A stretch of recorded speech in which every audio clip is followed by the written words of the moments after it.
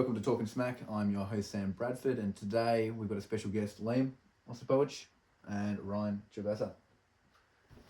Today we're talking about A Day For Jordy, a little bit about mental health and suicidal prevention awareness. So stay tuned and enjoy the podcast.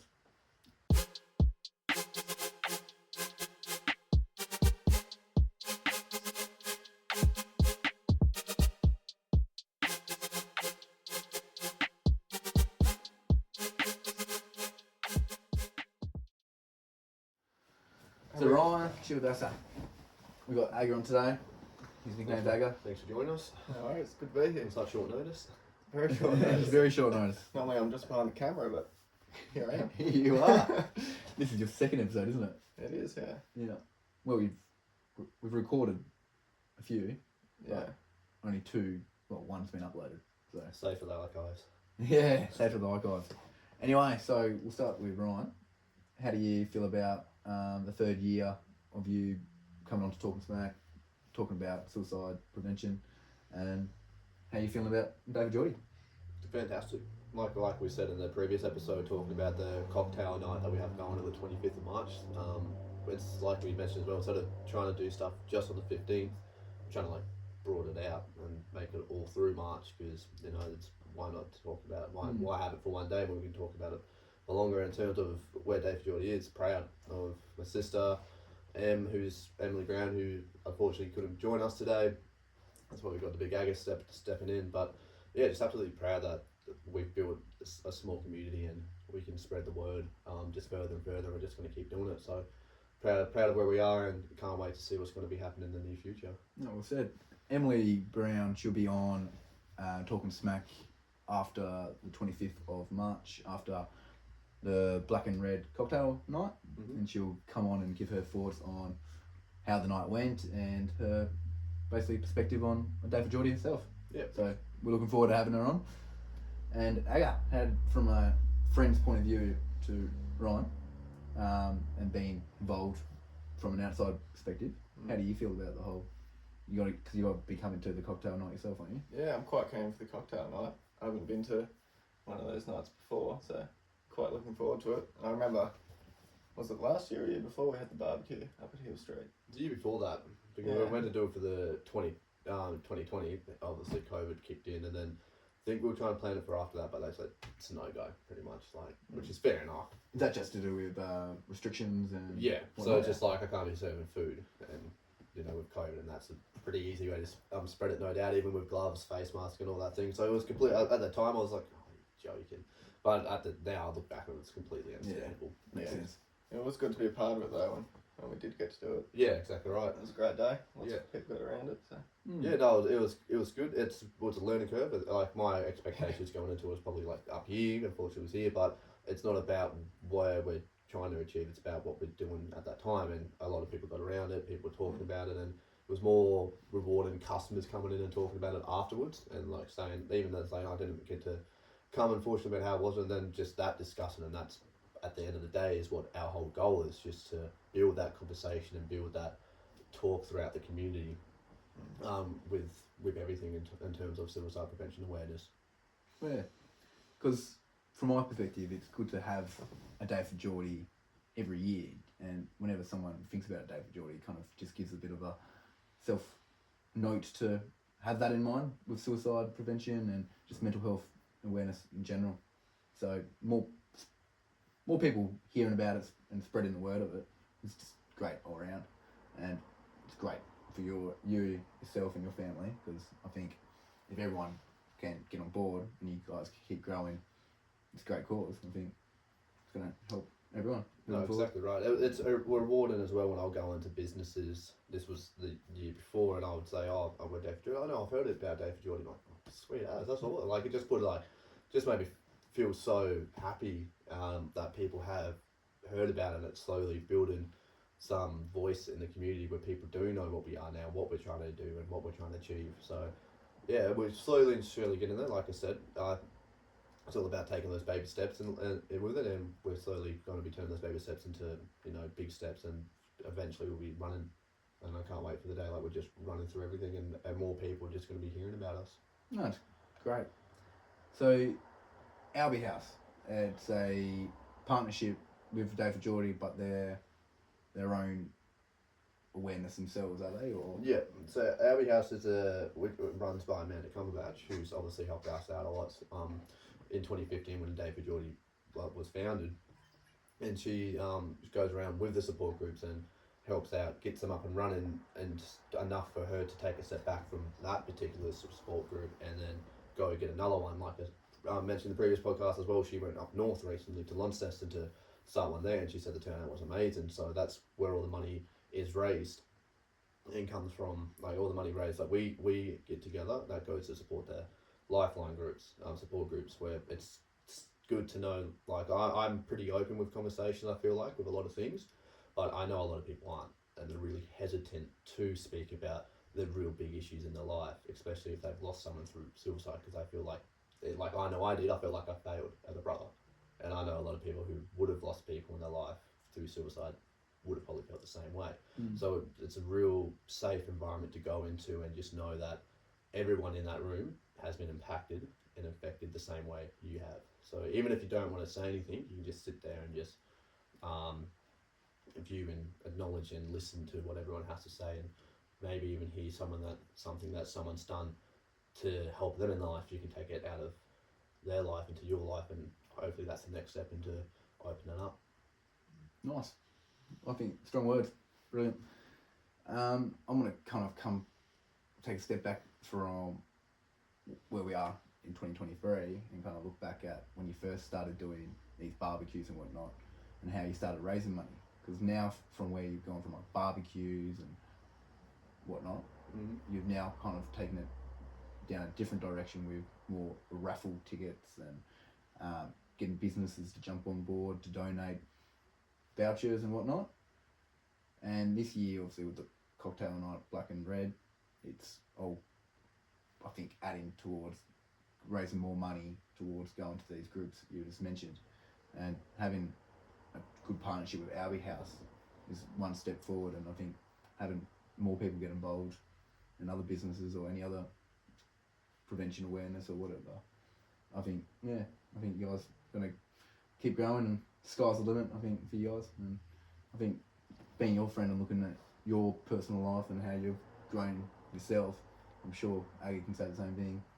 Yeah, I think it's great that you are building a community that people can reach out, and eventually one day people who maybe, unfortunately, who maybe have lost someone can come through A Day For Jordy and use that as their support.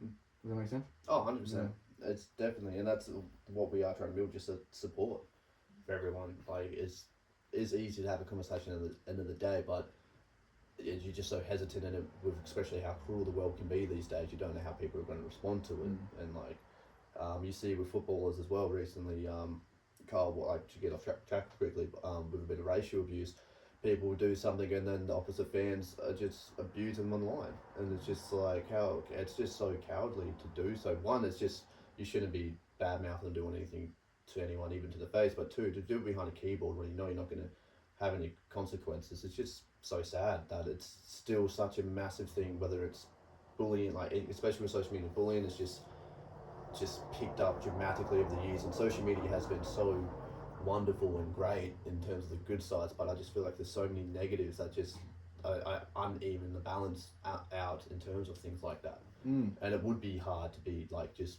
look online and then you see all this abuse from all these people, and just like, wow, like it just make you feel down. And and as social media is evolving, they're starting to have new settings to be able to mute comments and stuff like that, so people can't be able to abuse and hate speech, basically. So there is a lot of pros and cons with social media, but let's say from A Day For Jordy perspective, it's a great way to reach out and get people on board and able to access the tickets to get to cocktail night, to be able to purchase got a bit of a tech issue here with a bit of a thing, but anyway, we'll continue on. Can't lost my train of thought there, but basically, yeah, social media does come with a lot of pros and cons, but from a pro of social media for A Day For Jordy, it's been great to get A Day For Jordy's name out there and for people to access raffles and whatnot. Yeah, exactly right. No, it is a really, really useful tool in a sense, because you can look at social media as a tool, which is what I try and see it as. Because just like I said before, so much negative things, so much bad information with propaganda and clickbait titles where you have this trustworthy source and you read it and it's obviously not true. So obviously where you get your information from is really massive. But that's why, following the Are You Okay, Speak Up, Stay Chatty, Lifeline, all these, A Day for Jordy, all these positive support groups. Just to add on to, we just mentioned with Speak Up, Stay Chatty, that's another local awareness group which focuses on mental health, and they've grown to be a great little awareness platform themselves in many ways. They associate themselves with businesses, sports clubs, and it's great. Well, the ball I went to last year at the Hotel Grand Chancellor was massive. It was absolutely huge, and it was just great to see so many people get behind a great cause, but so many people enjoy themselves and actually, no doubt, taking something out from that and hopefully having that conversation with someone. Like if they know someone's been a little bit in the dumps and put their head down, they would say, "Oh, everything okay yet?" Like, do you just want to have a conversation about literally anything to get your mind off it, or talk, like even go further and talk about it, or maybe I'm not the right person to talk to with it, because I try to help as many people as possible, but obviously I'm not a professional in this. I can obviously just give my advice, but maybe I can help you find that right person you're looking for. Go to those support groups where you would be in a much more safe environment. Aga, do you have any questions at all for Ryan, or any things you would like to say connected to A Day for Jordy or a broader mental awareness? I think it's really a great thing that you're doing. Like, it's amazing for the community and for yourself and your family as well. All the stuff you guys have said, I've kind of thought it's quite well spoken and good. From being me and Ryan in high school, or grade 7 when we first met him, and then grade 8 was the passing of Jordy, which kind of shocked not only you, because I personally never met Jordy myself, but just seeing the reaction behind it and how many people really cared about him, it was kind of really sad to see that someone that I had no idea about, and everyone spoke quite highly of him.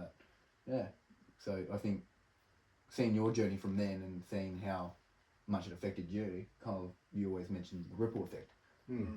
And for us, being the young teenagers we were, it was kind of a bit, gobsmacked us. We didn't really know how to approach it, or so did you add anything to that, Alex? I can remember the time and just being very, like, not knowing how to really help or to do anything like to benefit you in that way.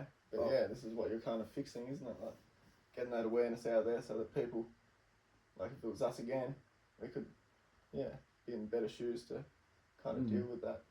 Yeah, exactly right. Well, most when I did come back to school, I took a bit of time off, but when I did come back to school, I remember coming late. Mum was obviously worried, but again, bullying part of things, like maybe because of maybe people were going to be taking the fun out of me, taking the piss, like doing all these jokes and things like that. So me and Mum's talked to Mr. Caldwell, and she said Mum was like a little bit worried, and then Mr. Caldwell said, we'll look after and make sure nothing happens. If we do, we're going to be taking it with serious consequences. Went to my locker, did that, and then I think it must have been an assembly. I remember seeing Kurt Morn first, came up, gave me a big hug, and next thing you know, all the boys were just around me, just saying, very, very overwhelming, obviously, but at the same time, I was just really great knowing I have such a great bunch of friends that's going to be supporting me for the rest of my life through this issue. And it comes back on the first podcast, because I rewatched them to see if there's anything useful that we could talk about, and there was one that Isaac said, when do you, especially young kids, actually realise mental health is a massive, massive issue? It definitely wasn't until Jordan's passing that I realised it was a huge issue. Like I mentioned as well on the podcast, I was happy, couldn't even think about a negative thing in my life, probably besides West Ham playing terrible. You're running around like a happy Larry, mate. Yeah, exactly right. And then bang, out of nowhere, this thing just hits you, like you didn't see it coming, wasn't expecting it, and that's when it really just sinks in, like, wow, a lot of people are feeling what I'm feeling right now. And that's probably like why Marissa and Amanda really wanted to push to get A Day for Jordy started, because they didn't want people to be in our position, and people that are in our position and situation, they want to know there's a safe, and there we go, got the light back. They want to know there's a safe and safe space to speak about it. it's grown massively, and your knowledge and experience with moving A Day for Jordy forward, I keep coming back to this point. I think it's only going to grow bigger and better, and having more people jump on, like businesses, and even having more marketing behind it and whatnot, with mixture of signages and us doing Talking Smack podcasts and whatnot. And yeah, it's brilliant. I think it's great that you and your sister started with Amanda from Albie House, and you've jumped on board, and I think you guys have done incredible job to get it to where it is. And I think now that you get more people involved, and it's only going to grow bigger and better. So do you think, Ags, that you being part of the first kind of barbecue was a kind of a good first step for you, and now being part of Talking Smack and helping grow it from there is great as well. So it's a good way to get involved as well, because how else, like, you might care about mental health, like everyone cares about mental health, but like how do you actually do something to benefit other people? So that was kind of like a little first step for me to even just do that. Well, hopefully it comes to this point where it's just like, all right, we'll be at Hill Street, you'll be at Bunnings, someone else will be at Woolies, and we actually had multiple things going at once. Because I remember one year me and my dad were so unorganised with it, but me and Dad did it, and it looks really dodgy, like having these little A4 things cut out. And I don't think we even had signage at the point. when was this?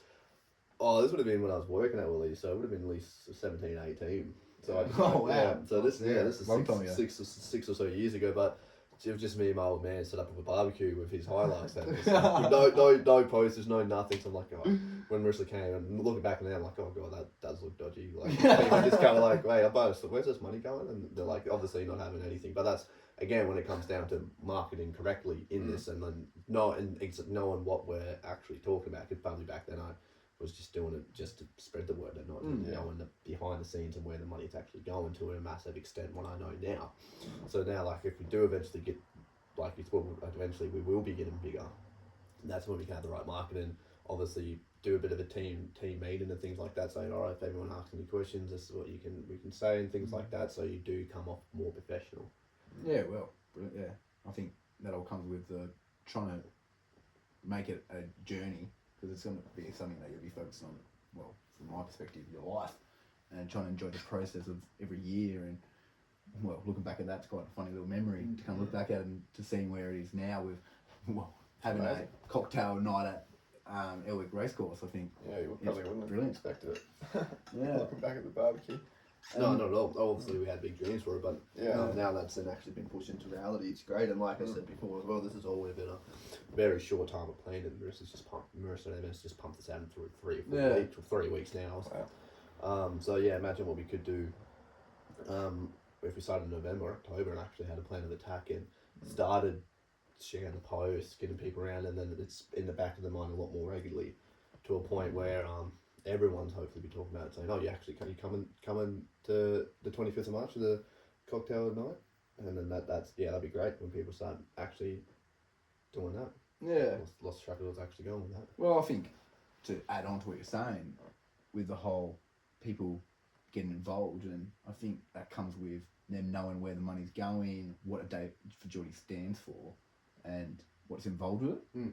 And now that you're having multiple businesses jump on, donate vouchers and stuff, it's also getting people more excited, because obviously not only are they donating to a good cause, but, well, this is what humans are like. They also get something out of it themselves. Even if it's just like a nice little prize, but knowing in the day that their money's going to a good cause and getting donated to help with mental health awareness and suicidal prevention, it's brilliant. So I think Marissa, yourself, and Amanda, I think you guys continue doing what you're doing, and I think you're only going to do the world better, mate. Thank you. Definitely. That's what we've already done, I feel like.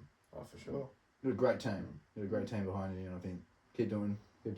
And Talking Smack's a platform where you can continue having that voice and bringing on Em when she gets the chance to come on, and who knows, maybe one day your sister as well, and even Amanda. I think that'd be great to be able to hear their side of the story, their perspective of it all, and obviously we like you're part of your best mates group, so I think the best thing for us is get you on and be real, and this is as real as we can be. Because at the end of the day, we're not going off anything. We're just talking off the top of our heads. So Yeah. Yeah, that's my perspective of it. So I think I'm just happy to be involved and enjoying the process myself. Beautiful. I'm happy to have you, man. Was there any shout outs or anything you'd want to quickly do before we start wrapping things up? Well, we did all the shout outs, and just biggest shout out, go view the other video about more in depth about the cocktail night that's happened at the Elwick Racecourse on the 25th of March. Well, like I said, we're going to be doing another video. Hopefully Emily can jump in board with this one, because again, late notice, so she unfortunately couldn't make it. But I'll just be talking about what's happened, the cocktail night and things like that, of how, you know, the success it was, and talking a bit more in depth of what happened and what happened through the whole of March, instead of trying to cram it in one video like we did last year. And it's good to see how far the podcast has come in the last year as well, in terms of being a bit more organised, because that was the first, like Bradford mentioned to me, and it didn't click into me like off camera. It was the first time Bradford's hosted a podcast, and it was the first time we recorded in 4 months. Yeah. So to have a bit more organised and doing like one video what's happened through March, and we want to try and do the Day for Jordy the 15th of March. So hopefully this comes out 15th. So, and then we want to do one at the end of March and then talk about what's happened. So have 3 separate videos to be a lot more organised. Yeah, that's brilliant. That's hopefully what's going to be happening moving forward. And I also want to add that Isaac Morn, he's the main host of Talking Smack. He is sick at the moment, so he can't be able to attend, but yeah, he sends his regards, and no doubt he'll be itching to get back on. So it'll be great to have him back, and he'll be, no doubt, he'll have a great perspective, because our first ever Day for Jordy Talking Smack episode was one of our first ever Talking Smack content, and it's the 3rd episode. There you go. And we're just talking about it off camera, how good of a chance it was for you to come on, and we just had a nice free flowing chat, kind of like we are now. Yeah. So. No, but it's good to go into a podcast without like a structure or anything like that. Just free bowl it, talking to Smack. Yeah, that's it. That's good. Smack, yeah. And big thanks to Ags jumping on in the last second. He was just sitting behind the camera and like, hey, you want to jump in? There's a free spot that we've warmed up, so we might as well get you in it. It's good to be here. Good to be behind the camera, or in front of the camera. Yeah. Either way. No. I think so, mate. No, pleasure, mate. Pleasure. I think 25th of March, big time, so we'll be posting a video soon about that. So, Beautiful. Yeah, thank you for watching, and big thanks to Chiv, who's getting A Day for Jordy going, and to his sister M and Amanda behind Albie House. And make sure you do check Albie House on, they're a great cause, so no doubt get around that. Yep, definitely. Go follow Day for Jordy on Instagram. Obviously, subscribe to Talking Smack, and give a comment about anything if you want to get on board, or, you know, just get around it pretty much.